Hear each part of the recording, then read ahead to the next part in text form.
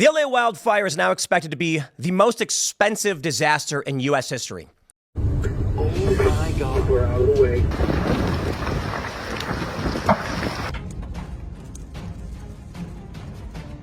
With estimating totals of around $150 billion in damages already and rising, the disaster is far from over. The Santa Ana winds are expected to pick up, spreading this fire further, and there is a major political disaster. A lack of water, a lack of leadership, and no strong statements from anybody in charge. We've seen arsonists. We've seen looters. The death toll is now at 24, and it's expected to go up. Hundreds of thousands of people have been evacuated. We are truly looking at one of the darkest periods in this country's history. I mean, maybe not the worst, but it's really, really bad. Now, deep within this natural disaster is a political controversy a-brewing. Many people are trying to raise money for disaster relief, but something interesting is happening. Democrats are posting links not to the actual charities, but to political action committees. Now, why would they do that? Well, as many people are suggesting, Democrats are attempting to campaign off the disaster, to skim money off the top and build a network so they can fundraise off of you later and trick you into going to their political candidates' campaign websites.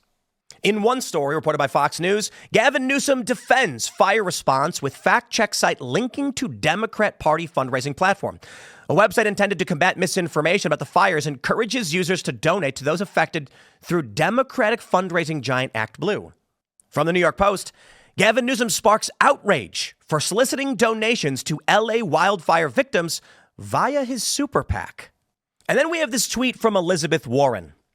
To help support the communities around LA being devastated by wildfires, can you split a donation between the LA Fire Department Foundation and United Way of Greater Los Angeles?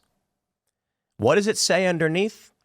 Well, according to community notes, this is not a link to a charity. It's a link to a Democrat fundraising platform. They take 3.95% of all transactions. So what is actually going on here? Democrats are asking you to donate to political action committees, not to the charities, but then they're saying the money's going to go to the charity. Ladies and gentlemen, this is a long-standing controversy around ActBlue, where Democrats skim 3.95% off the top of all donations before it makes its way to the actual charity. ActBlue largely runs Democrat political campaigns, but it's also used for progressive causes. Now, while some accuse ActBlue of wrongdoing, nothing that they're doing is actually illegal. It's brilliant campaign strategy, information gathering, and fundraising. And I'll say this right away. Most liberals donating don't care that they're donating in this way. However, there are probably a lot of people who are not political and don't realize what's actually going on. Now, my friends, we will deep dive into the world of ActBlue, its controversies, and what is going on with these posts by Newsom. And oh boy, wait till you see what he's doing. But there is more to this story than meets the eye. You see, what if I were to tell you that the grift goes much, much deeper? That there are, say, podcasts that will promote a foundation, and they'll say, guys, listen to my show. Donate to this cause. The cause, as it turns out, is deeply connected, if not run by the same people on the podcast. And when you donate to that cause, let's just call it charity number one. Charity number one's largest expenditure is the podcast in question. Now, talk about something brilliant. And once again, of course, not illegal, maybe unethical by some opinion, but I just say it's brilliant.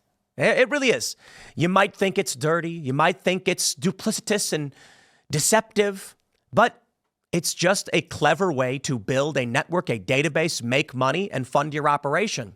Maybe a little smarmy, but let's deep dive into what is going on right now, and then we'll get into the media stuff. From our good friends over at Wikipedia, they say ActBlue is an American Democratic Political Action Committee and fundraising platform founded in 2004. ActBlue is a major part of the Democratic Party's fundraising infrastructure. It's focused on mobilizing small dollar donors, and as of June 2024, had raised $13.7 billion for Democratic candidates and causes since it was established. ActBlue is organized as a PAC, but it serves as a conduit for processing individual contributions made to the platform. Under federal law, these contributions are made by individuals and are not considered political action committee donations. Okay, so right now, what's the controversy? I mean, Gavin Newsom is fundraising for firefighters. I'm sure you're asking, what's the big deal there? Well, let me break it down for you from the New York Post.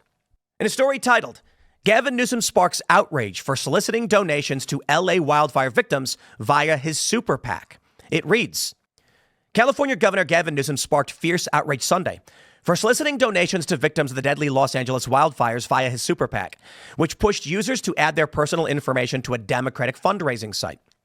Newsom, 57, posted a link on X to CaliforniaFireFacts.com, a website set up by his campaign committee in response to what he claimed was misinformation on the wildfires. But the site urges users to give money to the California Fire Foundation and links them to a module for ActBlue, the Democratic Party's fundraising platform. The ActBlue donation box says the money is being raised by Campaign for Democracy, Newsom's super PAC. Quote, your donation will go directly towards supporting firefighters and the communities they serve, including direct financial support to impacted residents, the site says. The California Fire Foundation, which helps firefighters, their families, and victims, allows users to donate directly without relying on a service like ActBlue to make those transactions.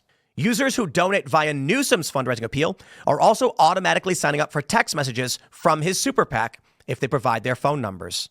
Well, let's take a look at his website, CaliforniaFireFacts.com. As you can see here, it says California Fire Facts. It's, to be honest, a rather poorly designed website. And it talks about the lies and the facts and everything that they're doing to help make everything better. They're saying that many people on the right are pushing lies about what's actually going on during the fire and that actually they're doing the best they can. Up top, you'll see a link that says Donate to California Fire Foundation. When you click it, you are brought to the Campaign for Democracy. Well, hold on a minute. I thought we were donating to the California Fire Foundation, not Campaign for Democracy. What is this? It says, your donation will go directly towards supporting firefighters and the communities they serve, including direct financial support to impacted residents. You can then give any amount of money you want with some presets. Want to make it monthly? Count me in. Have an ActBlue account? Sign in. Okay. Well, down below, it says, charitable donations made through this form are received and processed by ActBlue Charities, a 501c3 tax-exempt organization formed to democratize charitable giving and are subject to ActBlue's terms of service. We subsequently give your contribution to the organization or cause that you've selected on the contribution form within 30 days. Well, that's strange. And as we already saw from that other tweet, from that community note, ActBlue takes 3.95%. So what's the controversy? If you go to the California Fire Foundation's website, you can donate to them directly. You don't need to give 3.95% to ActBlue. To put it simply, my friends, as a disaster is happening, as arsonists are starting fires, looters are targeting people's homes, the government is struggling to maintain these things. Democrat politicians, rest assured, have found a way to skim about 4% off the top of your donations into their machines' pockets. Now, here's what people have responded with to me when I've pointed this out. They say, Tim, come on. That 3.95%, that's just credit card transaction fees, right? They're not really skimming anything off the top. Let's pause and put a pin in that one. And I'll say, let's start here. How about I accept that argument? We'll put it to the side. What are they doing? They're building a database. Your email addresses, your phone numbers, that's worth a ton of money. I mean, there was a meme and a gag going on during the election cycle where people were getting spammed like crazy from these political ads, these political text messages. I know I was getting them. I had to block all of them. Dude, I'm still getting them. It's nuts. Well, your phone number is valuable. You are a person they can target to make money off in the future. They know that you're a donor. They know your email, they know your phone number, and they can put you in a category where your age, where you live. They're building a database for political campaigns. But how about this? Let's grab that 3.95%, pull it back in, and I'll debunk that argument. It took me only 2 seconds to do a Google search. NerdWallet says, credit card processing fees, what small businesses should know in 2024. Quite simply, they say, processing fees are typically between 1.5 and 3.5%. To put it simply, if someone purchases $100 worth of goods, between $1.50 and $3.50 are pulled to pay for the credit card transaction itself. So if you're a small business, you don't get that money. And that's why you'll notice when you go to a lot of small businesses, they say they charge 3% if you want to use a credit card because they have to pay that extra to use the credit card. Yeah, it kind of sucks, but hold on. ActBlue is 3.95%. That's a bit different than 3.5 on the high end. Right, because the reality is they are skimming a little bit for themselves. Donald Trump wanted to have the G7 meeting at Trump Doral. This is during his first term. It's a long time ago. And he got a lot of criticism from the left, and he got a little bit of criticism from the right. I was actually very critical of Donald Trump's move to try and hold the G7 meeting at Trump Doral, his golf course in Florida, because it's a conflict of interest. On the left, they said Trump is trying to make money off government. That's sort of true, but not really. They attacked him a little too hard. On the right, many people said Trump is offering a discount to the government. It would be more expensive to hold this event somewhere else. Well, technically true. Still, many on the right pointed out it's a conflict of interest. Here's the point that I made. Donald Trump's Doral location has fixed costs. They've got likely taxes. They've got utility bills, staffing fees. They have to pay those no matter what. If Trump hosts the G7 at cost, he's still covering some of his hard costs. Though he may not make profits, it's going to pay for the utility bills. It's going to pay for the staffing that are there, and it's still a conflict of interest. Basically, if he's got 3 days of vacancy at Trump Doral, he's going to lose money. If he brings in an event and has them charges them cost, he's now even.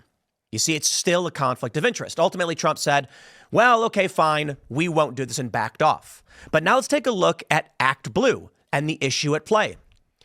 Even if it was only a tiny bit to cover the infrastructure of the financial service that's being rendered, you know, ActBlue has servers, they have employees, they got to pay their bills, right? Right. This means that the platform that is typically used for Democrat politicians to win elections is having its infrastructure paid for during disasters and at the expense of those who are trying to fund disaster relief.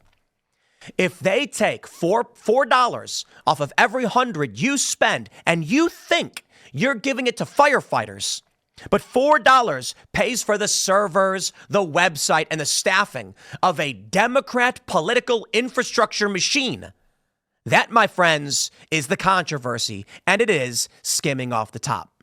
Now, let's dive a little bit deeper here into a recent controversy with some allegations. Pod Save America, a very prominent lefty liberal podcast, recently hosted Gavin Newsom. And Gavin Newsom basically said, look, they're lying. We are doing our best. Let's debunk the lies. And this is where a lot of the controversy begins. But Pod Save America is in an interesting position right now. Now, I want to pause real quick and just say this again. I have not seen anything illegal. And I would argue that Democrats are huge fans of what it is these organizations do. If you go to your average progressive and tell them, hey, when you donate to that firefighter relief through Gavin Newsom's thing, ActBlue, Democrat political infrastructure, gets 3.95% and it helps them fund their infrastructure. Democrats, progressives, liberals are going to say, that's actually really cool. I really like that. They will like that. So is it really bad? The issue at play for me on this is that, well, you should disclose this. And they do, but I think most people don't realize they're being routed through an intermediary, through a middleman. And that means there's going to be a bunch of people who are not really politically active who are getting roped in to helping fund Democrat infrastructure. Like I said, Democrats probably love it. Pod Save America put up this tweet. New episode dropping soon. John Favre sits down with California Governor Gavin Newsom to discuss the catastrophic wildfires wreaking havoc in Los Angeles. They tweeted, if you want to help those impacted by the California wildfires, please donate at votesaveamerica.com/relief. Well, all right, so let's click the link and pull up Vote Save America. And what do we have here? It says support VSAA and Crooked Ideas Disaster Relief Fund. Donate now to directly support states impacted by natural disasters. Right now, we're focusing on relief efforts for those impacted by the wildfires in Southern California. It goes on to say that your donation will be split between 5 different charities. They say Vote Save America Action and Crooked Ideas have identified the above charities to ensure your donation has the highest impact. This fund may be updated as more organizations are vetted. They say Crooked Ideas is a nonprofit from your hopeful but anxious news-obsessed pals at Crooked Media. Our mission is to engage you around the biggest policy debates shaping our world and help you understand that a better world is possible. But hold on there a minute, my friends. Once again, we see right here that your charitable contribution is going to be made through ActBlue in accordance with their policies, and that your donation will be held or delivered within 30 days. Some people are saying that they hold it for 30 days. It's saying within 30 days, which means up to. But once again, you think you're donating directly to these charities, but you're going through an intermediary. This does a couple things. I mean, it looks really good on the books of these nonprofits when they're like, we brought in $30 in revenue. We gave out $30 in revenue, but it makes their revenue look better. Not that it does all that much, to be honest. But if 4% then goes to ActBlue, once again, you watch Pod Save America, you think you're donating directly to these causes, but in fact, a small portion of what you give goes to ActBlue, which helps fund Democrat political campaign infrastructure. Okay, so then the question is, what is Crooked Media, right? Well, many of you may actually know because they're rather popular, but let's take a look at their website. Here we are, crooked.com, and we've got several podcasts. The latest episodes, Strict Scrutiny, What a Day, Offline with John Favreau. They've got Pod Save America, Assembly Required with Stacey Abrams, Empire City, The Wilderness, What a Day, various newsletters. Crooked Media is a Democrat progressive media company that produces some particularly prominent podcasts. Notably, of course, is Pod Save America, where they posted this link to Vote Save America. Well, all right then. Vote Save America is fundraising. Pod Save America says, donate to this relief effort. Click this link. It brings you to Vote Save America. Well, what's Vote Save America? According to InfluenceWatch.org, Vote Save America is an online voter guide operated by the left-of-center political media company Crooked Media. VSA's Adopt a State campaign steers activists who do not reside in battleground states to volunteer in the effort to win elections in those states for left-leaning candidates in 2020. The website provides training videos and other teaching tools to prepare activists. So let's jump over to votesaveamerica.com and see what they got working on right now. On their front page, we can see this. Let's get ready to work. And you can make a difference now. I want to donate to support the anxiety relief program, or I'm interested in volunteering. Anxiety relief, huh? What is that all about? Well, I don't like anxiety. Let's click that button. It leads us right to ActBlue. Join VSA's anxiety relief program. It says, we started the anxiety relief program to fund grassroots organizations, campaigns, and voter protection efforts that are too often overlooked. In 2024, because of our donors' generosity, anxiety relief program raised $3.7 million. That funding supported over 67 partner organizations in 14 states, 36 down-ballot candidates, 45 U.S. House campaigns, and 7 U.S. Senate campaigns. Well, the presidential campaign and its allied organizations raised more than $1 billion. The rising tide didn't lift all boats. And after Trump's reelection, the stakes have never been higher. We need programs like the Anxiety Relief Program to protect the progress we've made and fight harder than ever to support grassroots organizations and elect leaders who will stand up for all of us at every level of government. Wow. $3.7 million. And they say it supported over 67 partner organizations in 14 states and 36 down ballot candidates. Well, I wonder how much of that 3.7 went to those candidates. I mean, we can look, we can take a look. Well, here's what I can say right now. According to the page, it says your contribution will benefit Vote Save America. But there's an important thing to understand. Most nonprofits, there are actually two nonprofits. That's why you'll see things like Vote Save America, but then on that other page, it said Vote Save America Action.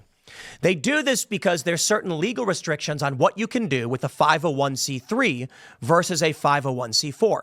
Now, what's interesting to me is that they're saying that this is for Vote Save America.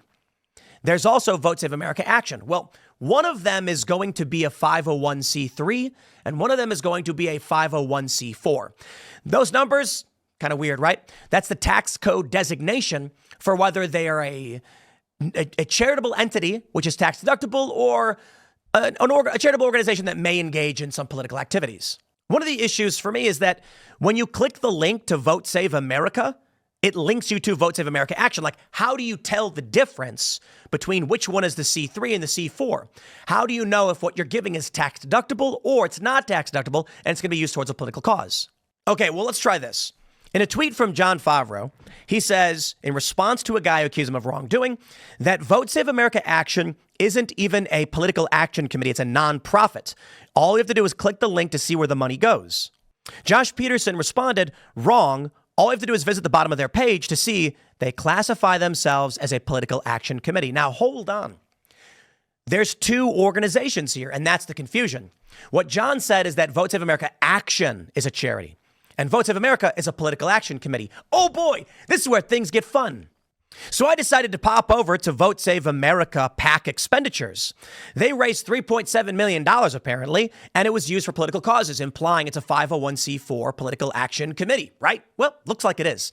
Now, again, I don't know that they're doing anything wrong. I just think it's interesting to point out. When you go to opensecrets.org and you look at their expenditures, you can see that contributions make up 32.84%. That's a lot of money, $2.2 million. Media makes up $2.2 million, 32%. Media? What does that mean? Well, how about this? Let's just scroll down and see where this political action committee is giving their money. Well, heavens to Betsy. From 2023 to 2024, the top recipient for Vote Save America PAC was, in fact, Crooked Media, receiving $2.8 million. What?